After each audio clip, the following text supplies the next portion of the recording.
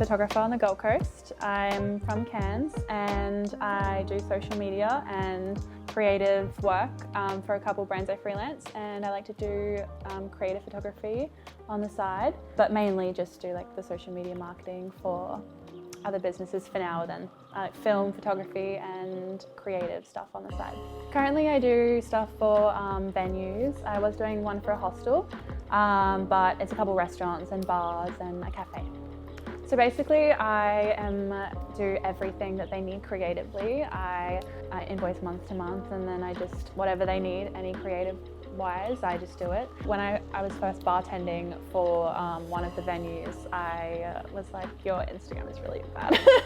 And I wrote them a proposal how I could do it better and like how it was not good, and they just let me do it. It was a cool venue, and I just feel like it wasn't being showcased as well as it was, and it had so much potential, and I just wanted to do something a bit more. A lot of marketing, I feel, especially for me and a lot of people that I know, it's very experimental because, you know, one thing is going to work one day and then, you know, the trend will just like flop the next day. So you have to be so on it.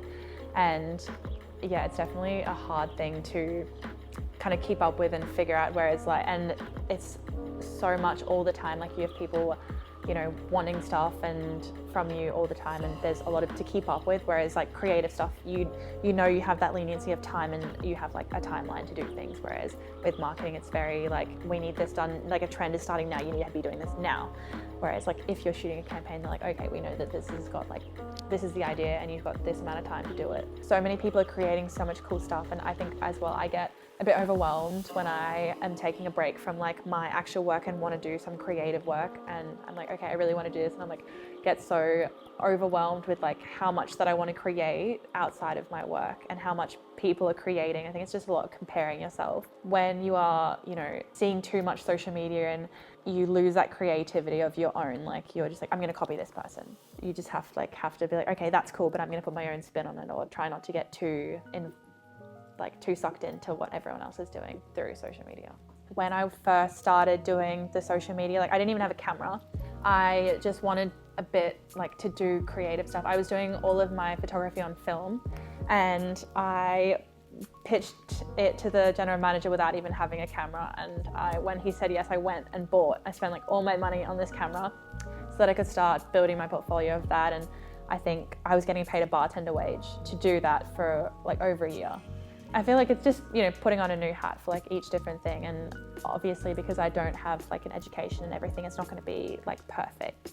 At one point we were doing like package design for an alcohol company, like we'd taken that on, and I was like, I have no experience in this, but it's like just learning and being like, okay, well, we've just taken on this huge thing for like such little money because we're not in this field and we don't know how to price ourselves, but we just tried it, and then we're like, okay, we're never doing that again, and we have to say no and just, you know, be like, okay, we know this person that can do it, but if you need photography or any of this, like that's fine. But definitely knowing to say no, and even if you think like, oh, I'm gonna lose work, it's like you don't want to give, you know, a bad job of something that you don't know how to do. I think like free work, you always have to do free work. Like I know a big thing is like, oh, well, you need to know your value and stuff, but like people aren't going to know your value until you do stuff, and not everyone is going to be like, let's just give her a chance, like she's nice. Like you have to have, you know, work that you can show, and even though that work that I can show, like a fashion brand might not be like, oh my god, she took a great photo of that pizza, like, like that's good. On a resume, like, you know, you could say that you have all this experience and stuff, but if they meet you and they don't vibe with you as a person, or like, yeah, like you, then they're not going to hire you. Especially with like social media managing, like they want someone that they can introduce other people to, because I mean, like venues work with so many brands, and if you're an unlikable person and they're like, oh, this is our social media manager, they're going to get a bad taste in their mouth about you and then about your business. Like that's how they create a team, whether it's front of house or, you know, anything. They want someone that's going to reflect their business well.